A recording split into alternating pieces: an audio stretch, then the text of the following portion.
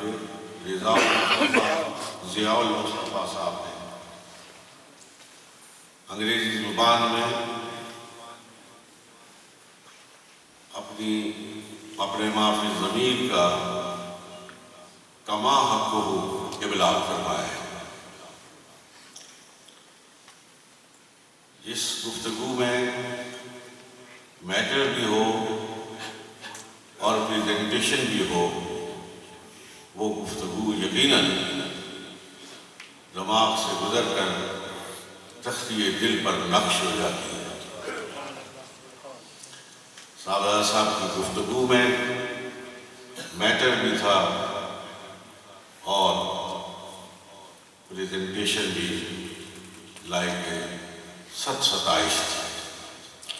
اللہ رب العالمین ان کے علم میں، ان کے عمل میں اضافہ فرمائے اور ہر دو صاحبزادگان کو اپنے والدین کے اعلیٰ ترین اوصاف کا امین بنائے۔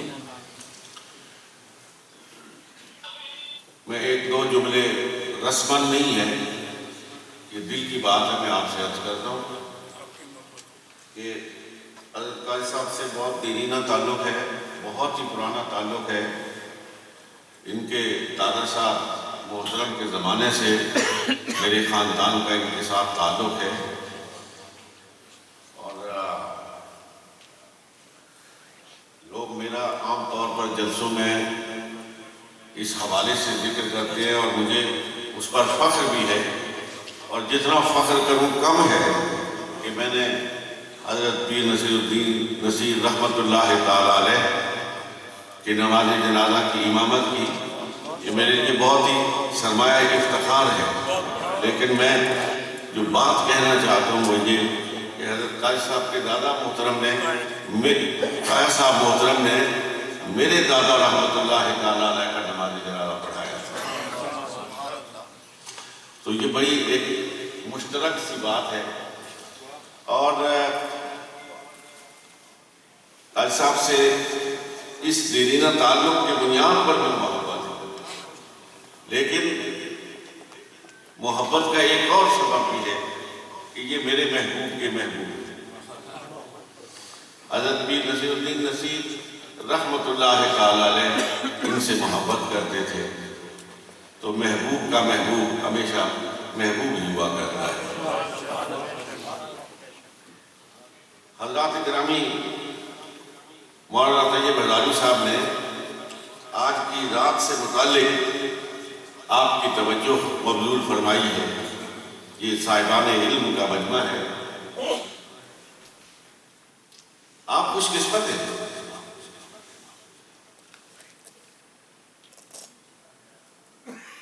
آپ بیدار وقت ہیں، جتنا بھی اپنی قسمت پہ ناز کریں کم ہے کہ اللہ رب العالمین نے اس بھرے لیوٹن میں سے آپ کو اپنے گھروں سے اٹھایا، بستروں سے جدا کیا اور یہاں اپنے گھر میں لا کے بٹھایا ہے۔ اس سے بڑی اور خوش قسمتی کیا ہے؟ واللہ یختص برحمتہ من یشاء۔ یہ ان سعادت بزور بازو نے یہ مسجدوں میں اور اس طرح کی بابرکت تقاریب میں کوئی خود نہیں لاتا ہے، وہ لانے والا لاتا ہے۔ وما تسقط من برکۃ الا یعلمها، اس کی اجازت کے بغیر تو کوئی پتہ بھی حرکت نہیں کر سکتا، انسان کیسے قدم اٹھا سکتا۔ اللہ رب العالمین کا آپ پر فضل ہے، اس یقین کے ساتھ یہاں پر بیٹھیں، اس اعتماد کے ساتھ یہاں پر بیٹھیں، اس عزم کے ساتھ یہاں پر بیٹھیں کہ اللہ ہم سے راضی ہے۔ راضی نہ ہوتا تو گھروں سے اٹھا کے مسجد میں نہ لاتا۔ بڑے بابرکت لوگ ہوتے ہیں، بانصیب ہوتے ہیں، بیدار وقت ہوتے ہیں، جن کو اللہ رب العالمین اپنی اور اپنے محبوب کی یاد کی توفیق عطا فرمائے۔ اور اللہ کے محبوب اس رات کو آپ یہاں پہ تشریف فرما ہے، یہ رات جگے، یہ راتوں کا جاگنا، یہ خوش نصیبوں کو نصیب ہو جائے۔ اقبال کو اللہ رب العالمین نے بہت بلندیوں سے سنبھالا، جہاں شعر کی دنیا میں ان کا مقام ہے، وہاں روحانی دنیا میں روحانیت سے تعلق رکھنے والے کہتے ہیں کہ اقبال کا نصیب بہت ہی بلند ہے، لیکن اس کو یہ مقام، یہ مرتبہ، یہ عزت، یہ شرف کیسے حاصل ہوا؟ اقبال خود کہتا ہے، زمستانی ہوا میں گرج تھی نہ شمشیر کی سی تیزی، زمستانی ہوا میں گرج تھی شمشیر کی سی تیزی. یہ جو ٹھنڈی ٹھنڈی ہوا ہے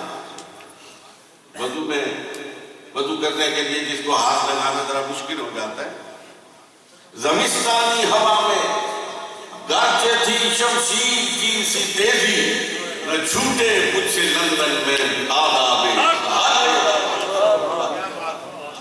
اور اس ماحول میں رہ کر، اس سرزمین پر رہ کر، ان یکبستہ ہواؤں میں رہ کر، اقبال کہتا ہے کہ اس ماحول میں بھی میرا رب جگہ مجھ سے نہ چھوٹا، اور وہ رکوع اور سجود میرے دل کو اور ذہن کو نور سے منور کرتے ہیں.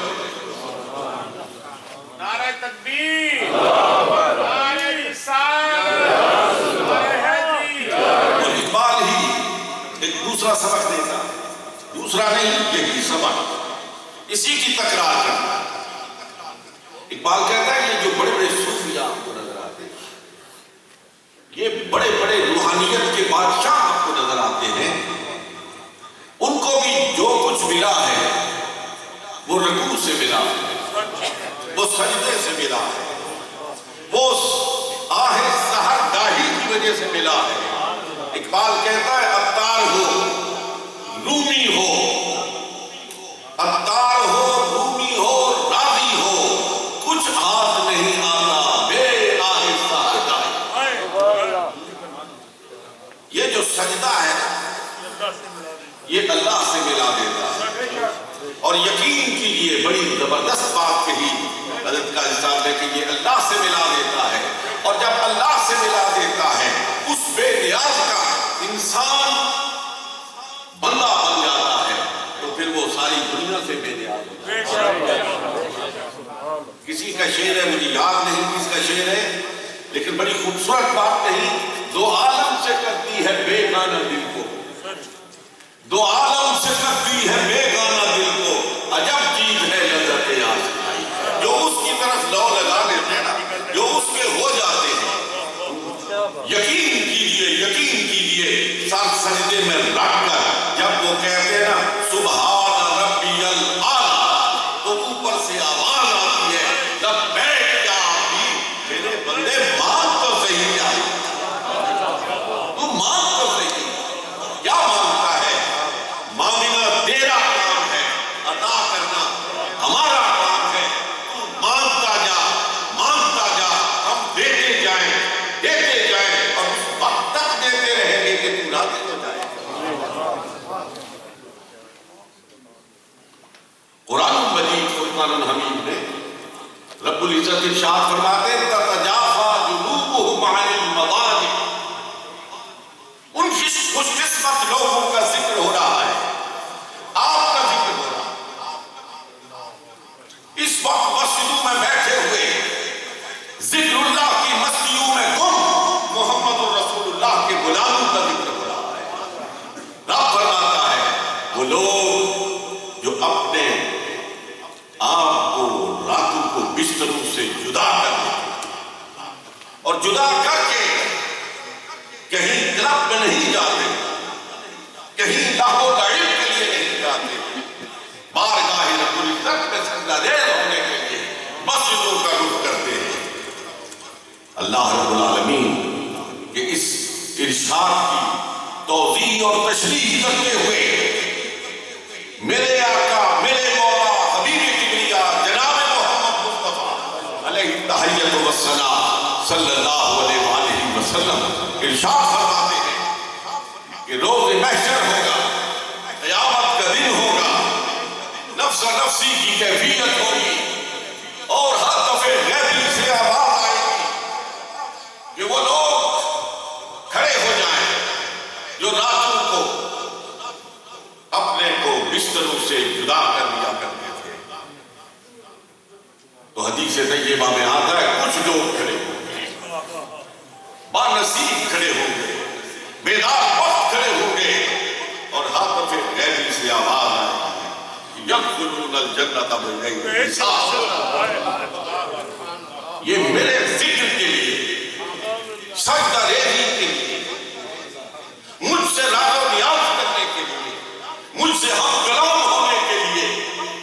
کہ مسجدوں میں آنے والے گھروں کو چھوڑ کر، اپنے نرم و گداز بستروں کو چھوڑ کر میری یاد میں مگن ہونے والے، ان سے کوئی حساب کتاب نہ کرو، ان کو بغیر حساب کتاب کی جنت ملا۔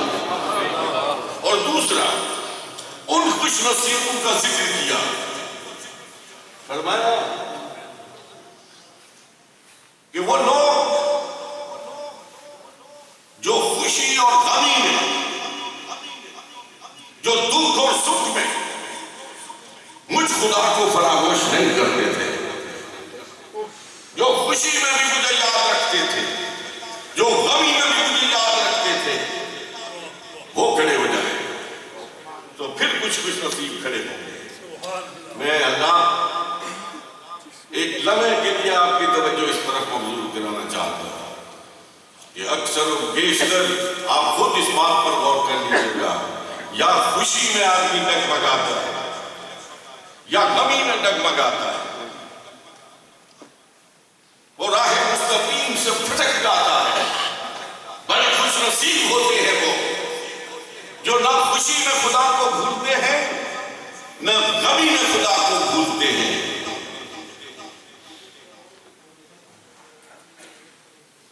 بہادر شاہ ظفر آخری مغل فرما رہا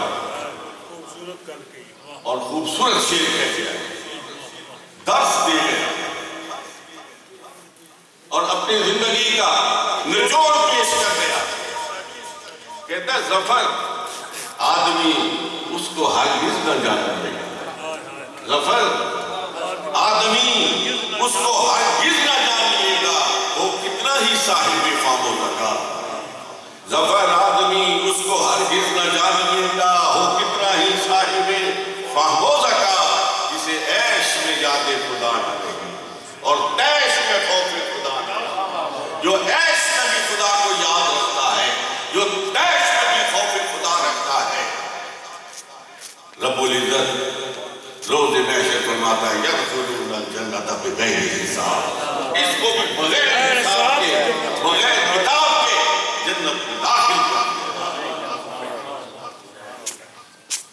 اور اقبال رحمت اللہ تعالیٰ نے بار بار پلٹ کے پتہ کہ میرے ذہن میں کیوں آ رہا ہے، وہ کہتا ہے یہ جو بندگی ہے نا، یہ جو بندگی ہے، یہ وہ قیمتی شے ہے، یہ سجدہ وہ قیمتی شے ہے کہ مومن، بندہ مومن، مرد حق، انسان کامل دنیا کا سودا کر سکتا ہے، اپنے سجدے کا سودا نہیں کر سکتا ہے۔ وہ کہتا ہے متاع بے بہا ہے، متاع بے بہا ہے درد و سوز آرزو مندی، متاع بے بہا ہے درد و سوز آرزو مندی، مقام بندگی دے کر نہ نوشان خدا۔ مجھے حضرت پیران پیر سید عبد القادر شاہ جیلانی رحمت اللہ تعالی علیہ کا ایک واقعہ یاد آ رہا ہے۔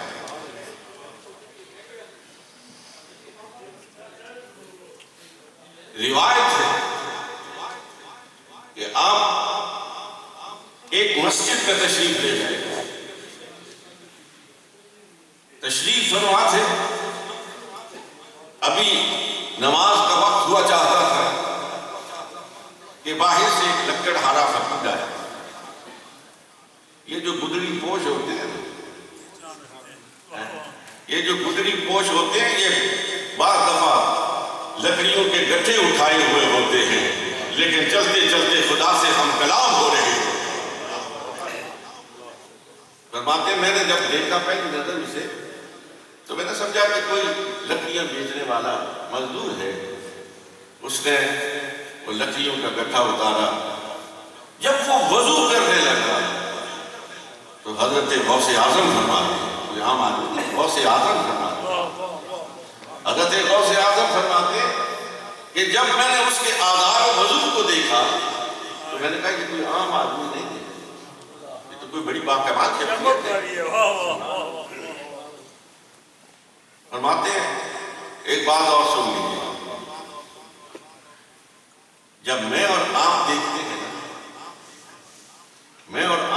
دیکھتے ہیں تو آنکھیں کھولتے ہیں،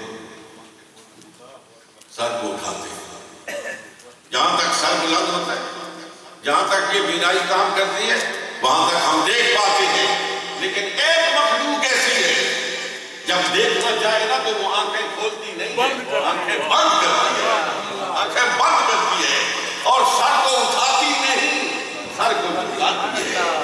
اور میں اور آپ ان آنکھوں کو کھول کر سر کو اٹھا کر جب دیکھتے ہیں تو اس نگاہ کی ایک حد ہے، اور قسم ہے رب ذوالجلال کی، جب یہ آنکھیں بند کر کے گردن کو نیچی کر کے پھر دیکھتے ہیں، ان کی نگاہ کی کوئی حد ہی نہیں، یہ فرش پر بیٹھ کر لوہے محفوظ پر لکھی ہوئی تقدیروں کو پڑھتے ہیں۔ حضرات محترم، حضرت شیخ فرماتے ہیں کہ میں نے گردن کو جھکایا اور اس کے قلب پر نظر ڈالی کہ یہ لکڑہارا آخر ہے کیا، تو مجھ پر منکشف ہوا کہ یہ تو وقت کا بہت بڑا ولی ہے، اس کا تو اللہ کے ہاں بہت بڑا مقام اور مرتبہ ہے۔ وضو کر کے اس نے سنتیں پڑھی، امامت کا وقت آیا تو فرماتے میں نے کہا بابا ادھر آؤ، نماز پڑھاؤ، نماز پڑھاؤ۔ دنیا کھڑی تھی وہاں، حضرت کی محبت کرنے والے موجود تھے، نماز پڑھاؤ۔ تو بابے نے کہا حضرت جی آپ کی موجودگی میں میری کیا حیثیت ہے؟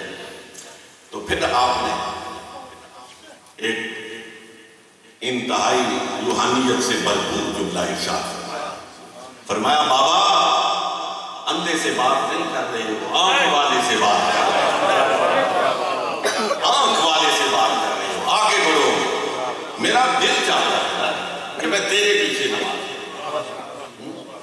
یہ جو خود نوازی ہوتی ہے نا، یہ ذرہ نوازی ہوتی ہے، یہ بھی بڑے اعلیٰ درجے کا مقام ہوا کرتا ہے۔ حضرت شیخ نے اس کو آگے کھڑا کر اب بابا رکوع میں جاتا ہے، اٹھتا نہیں، سجدے میں جاتا ہے، اٹھنے کا نام نہیں لیتا، لمبے لمبے سجدے۔ جب نماز ختم ہوئی حضرت تو آپ اس کی کیفیت سے پوری طرح واقف ہو آتا، لیکن مجھے سمجھانے کے لیے، آپ کو سمجھانے کے لیے، قاری کو سمجھانے کے لیے آپ نے ارشاد فرمایا بابا آپ نے رکوع اور سجود شرعی اعتدال سے کہیں زیادہ لمبے، شرعی اعتدال کو آپ نے ملحوظ نہیں رکھا ہے، بہت لمبے سجدے کیے۔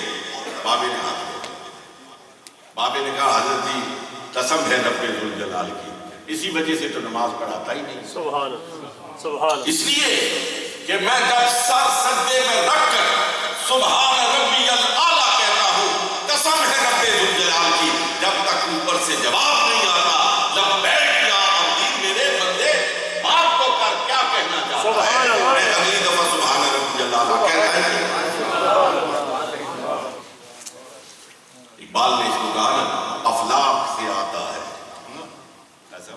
افلاک سے آتا ہے نالوں کا جواب، افلاک سے آتا ہے نالوں کا جواب، آخر کرتے ہیں خطا، آخر اٹھتے ہیں حجاب۔ یہ ہے وہ بتائے بے بہا، یہ ہے وہ بتائے در رسول آزم نبی، نعرہ حیدری، نعرہ غوثیہ۔ میرے انتہائی قابل احترام سامعین محترم، یہ مانگنے کی رات ہے، یہ جولی پھیلانے کی رات ہے۔ مجھ جیسے لوگ میری عمر کے لوگ سوچتے ہیں کیا ہوگا، ہم تو عمریں گوا چکے، عمر گزار چکے، اب بوڑھے ہو گئے، اب تو خدا ناراض ہو گیا ہوگا۔ میری عمر کے لیے، عمر کے ہر فرد کے لیے آئیے میں وہ مجدہ فضا آپ کو سنانا چاہتا ہوں جو میرے آقا، میرے مولا جناب محمد رسول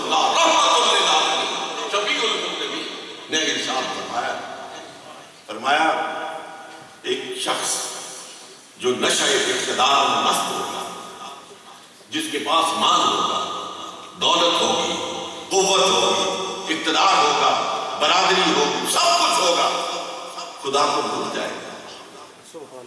دنیا کا ہر عیب اس میں آ جائے گا، مستیوں میں گم ہو کر کیا رائے زندگی پر دوڑ رہا ہوگا کہ پھر یہ وقت کسی کا انتظار تو نہیں کرتا نا۔ بے شک۔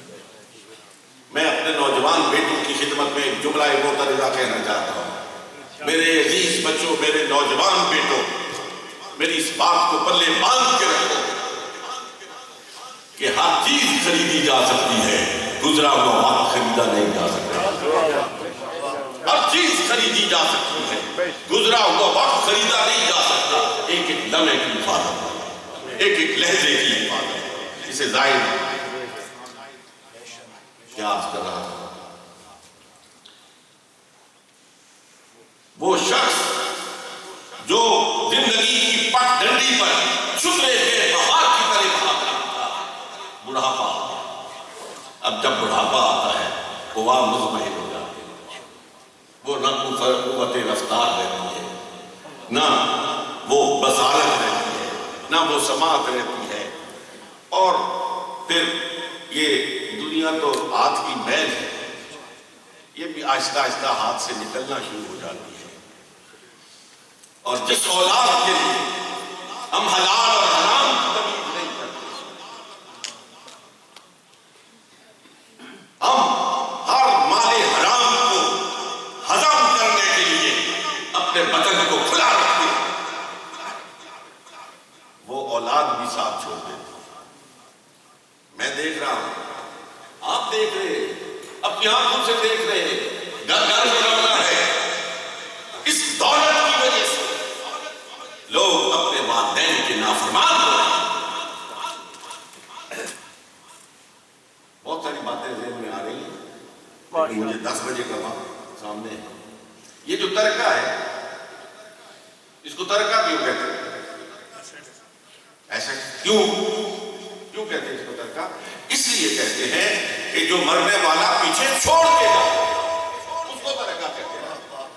ابھی باپ ہٹا کٹا ہوتا ہے، کام کاج کر رہا ہوتا ہے، میں اس کا شاہد ہوں، میں خانقاہ میں بیٹھتا ہوں، ہر روز ایسے لوگ آتے ہیں کہ جی ابھی کیا ہو اپنی جائیداد ہی تمہارا حصہ نہیں ہے۔ میں کہا مرسی تک ہی نہیں ہنسنا، اجے تھوڑا جا انتظار کرنا، مرنے کا انتظار نہیں ہوتا ہے، مرنے کا انتظار نہیں کرتے، جیتے جی اپنا حصہ۔ وہ اولاد جس کے لیے ہم ہر مال حرام کو ہضم کر جاتے ہیں، اس کا ہمارے ساتھ سلوک یہ ہوتا ہے، اور جس شان و شوکت اور جس نام کو اونچا کرنے میں آپ کی توجہ مبذول کرانا چاہتا ہوں۔ جب انسان مرتا ہے تو سب سے پہلی چیز جو اس کا ساتھ چھوڑتی ہے نا، وہ اس کا نام ہوتا ہے۔ کوئی کہتا ہے کہ فلاں صاحب کو غسل دو، نام ختم ہو جاتا، میت کو غسل دو۔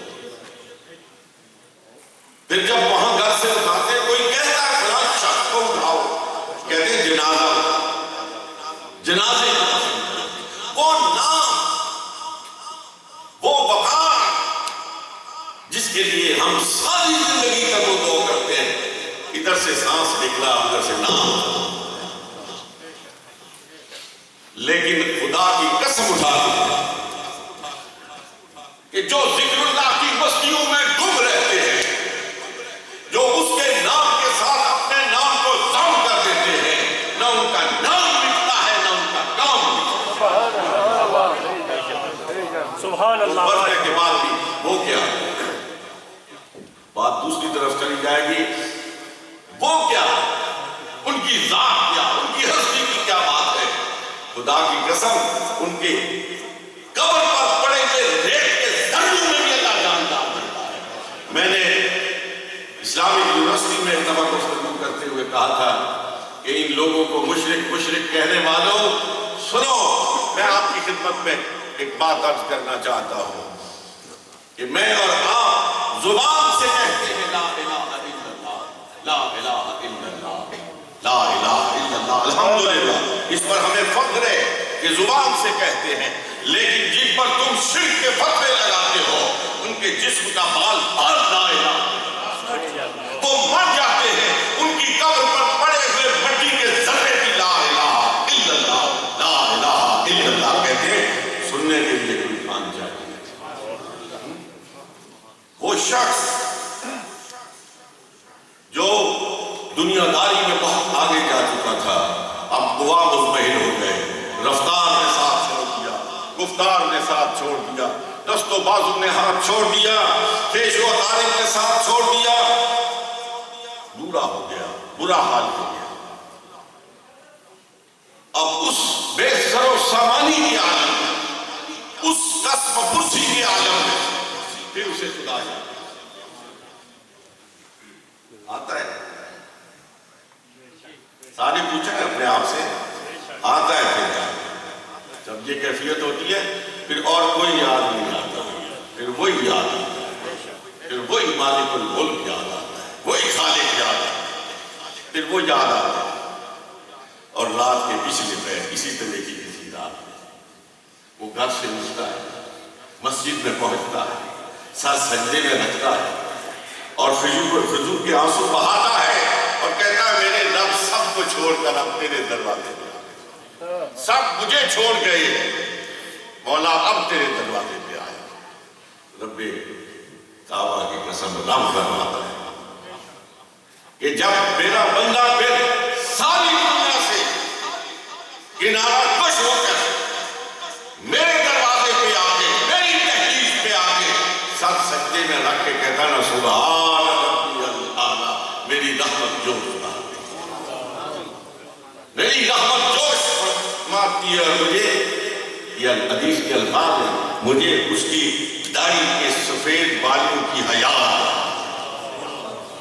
نعرہ تکبیر، نعرہ رسالت، نعرہ غوثیہ، دربار عالیہ بغار جی، اس کی داڑھی کے سفید بالوں کی حیا آ جاتی ہے اور میں کہتا ہوں میرے بندے جا، میں نے تجھے بخش دیا۔ ہم تو مائل بے کرم ہیں، ہم تو مائل بے کرم ہیں، کوئی سائل ہی نہیں، راہ دکھلائے کسے کوئی راہ رب منزل ہی نہیں۔ میرے عزیز بچوں، میرے عزیز بیٹوں، میں آپ کی خدمت میں دل درد مند کے ساتھ یہ عرض کرنا چاہتا ہوں کہ توبہ کا دروازہ ہر وقت کھلا ہے، جب تک انسان کے، جس کو ہمارے پنجابی میں کہتے ہیں نا گھنگرو کا بجے، اور حدیث میں اس کو کہا گیا غرغرہ، جب تک گھنگرو نہیں بجتے، غرغرے کی آواز نہیں آتی، اس وقت تک توبہ کا دروازہ کھلا ہے۔ ایک دفعہ توڑی ہے کوئی بات نہیں، دو دفعہ توڑی ہے کوئی بات نہیں، تین دفعہ توڑی ہے کوئی بات نہیں، سچے دل سے پھر ایک دفعہ اس کے دروازے پہ،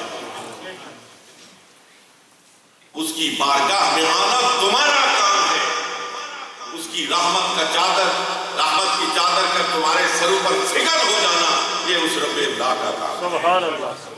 تم یہ کر کے تو دیکھو۔ حضرت شیخ نے فرمایا تھا رب کی آواز بن کے کہ باز آ ہر آنچے ہستی باز آ، باز آ فارسی میں کہتے ہیں واپس لوٹ، پیچھے موڑ، کتنا ہی آگے چل گیا کوئی بات نہیں، آ جا واپس آ، باز آ ہر آنچے ہستی باز آ، در کافرو گبرو بت پرستی باز آ، تو کافر ہے، تو آتش پرست ہے، تو بت پرست ہے، آ جا میری دربار۔ رب کہتا ہے، رب پکار رہا ہے، واپس آ جا۔ کیوں؟ رب فرماتا ہے این درگاہ ما، درگاہ لا امیدی نیست، یہ میری درگاہ ہے، یہ میرا دربار ہے، یہ کسی شہنشاہ کا دربار نہیں، یہ خالق کائنات کا دربار ہے، تو واپس آ۔ این درگاہ ما، درگاہ لا امیدی نیست، یہ نا امیدی کی درگاہ نہیں ہے، سب بار کر توبہ سے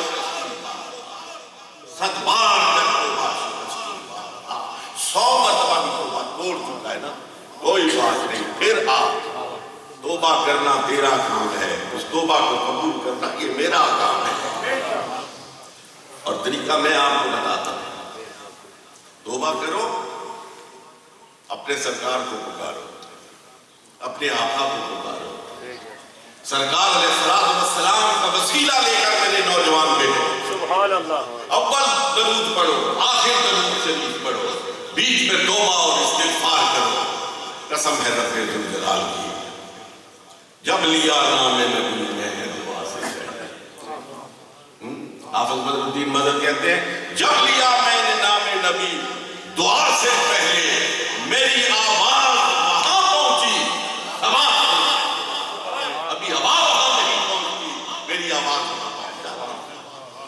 سیدنا علی مرتضیٰ کرم اللہ وجہہ، مشہور روایت مسلم شریف میں وہ فرماتے ہیں حضور علیہ السلام نے جب پردہ فرمایا، ہم مسجد نبوی میں بیٹھے ہوئے، ایک عرابی آیا، وہ قبر انور سے لپٹ کر کہنے لگا، جب اسے معلوم ہوا کہ حضور نے تو پردہ فرما دیا، تو قبر انور سے لپٹ کر کہنے لگا، اے محمد صلی اللہ علیہ وسلم، آپ نے تو ہمیں یہ وعدہ دیا تھا کہ جب تم کوئی گناہ کر بیٹھو تو میرے پاس آؤ، میں ہاتھ اٹھاؤں، لو انہم اذ ظلموا انفسہم جاؤں، کہ میرے پاس آنا، میں تمہاری مغفرت کے لیے ہاتھ اٹھاؤں گا، اللہ تمہیں بخش دے گا۔ اے محمد صلی اللہ علیہ وسلم، اے محمد صلی اللہ علیہ وسلم، آپ نے تو پردہ فرما لیا، میں کس کے پاس جاؤں، میں کہاں جاؤں، میں کہاں کی نگاہ کروں؟ حضرت سیدنا علی مرتضیٰ فرماتے ہیں کہ ادھر سے عرابی کے دل سے یہ ہوک اٹھی، یہ صدا اٹھی۔ حضرت علی فرماتے ہیں میں نے اپنے کانوں سے سنا، قبر انور سے آواز آئی، قبر انور سے آواز آئی، اے عرابی تیری فریاد ہم نے سن لی، بارگاہ رب العزت میں پیش کر دی، قد غفر لک، اور میں تمہیں وعدہ سناتا ہوں اللہ نے تجھے بخش دیا، تیرے گناہوں کو معاف کر دیا۔ حضور نبی کریم صلی اللہ علیہ وسلم نے 2 منٹ باقی، آخری روایت بیان کرنے کی بات ہوگی۔ حضور صلی اللہ علیہ وسلم نے صحابہ سے پوچھا کہ ایک شخص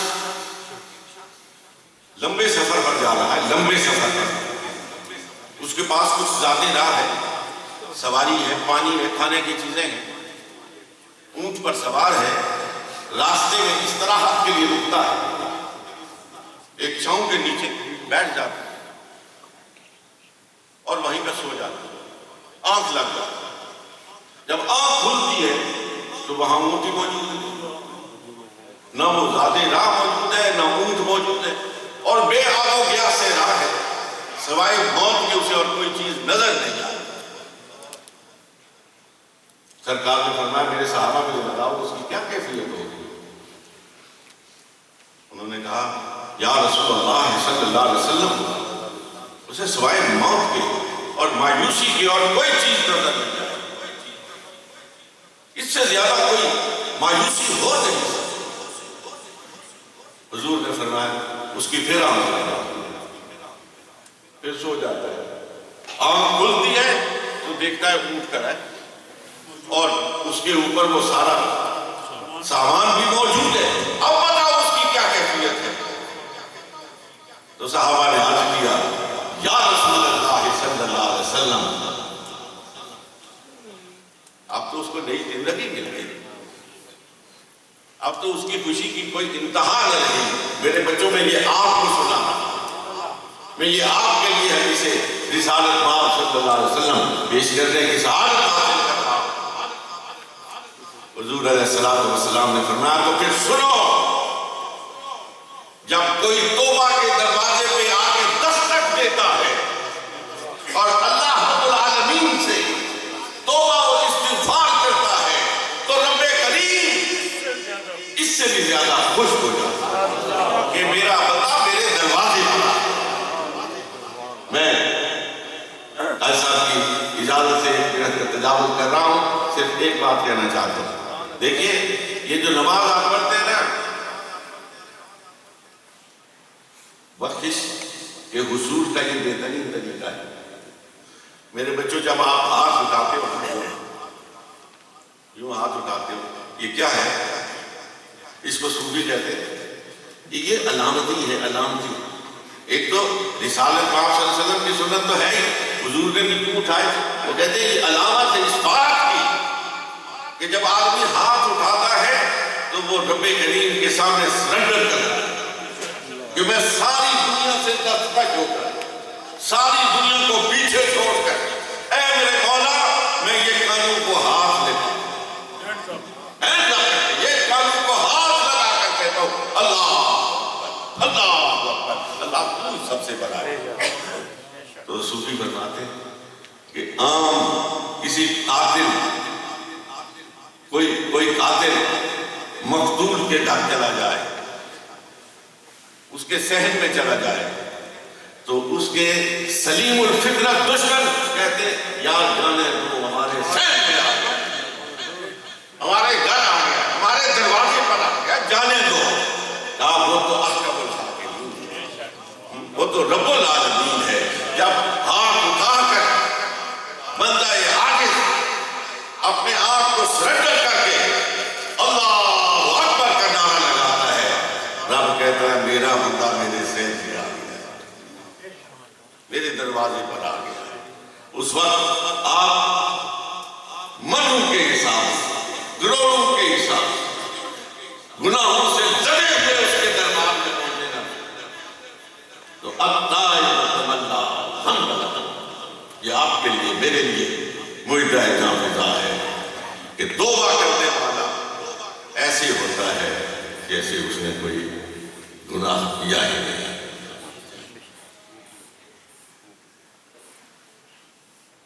یہ پیر نصیر الدین نصیر رحمت اللہ تعالیٰ علیہ کے ساتھ محبت کرنے والوں کا سنٹر ہے، گولڑا شریف کا سنٹر ہے. اس لیے میں اپنی گفتگو کا اختتام حضرت پیر صاحب کی ایک دعائی پہ کرنا چاہتا ہوں.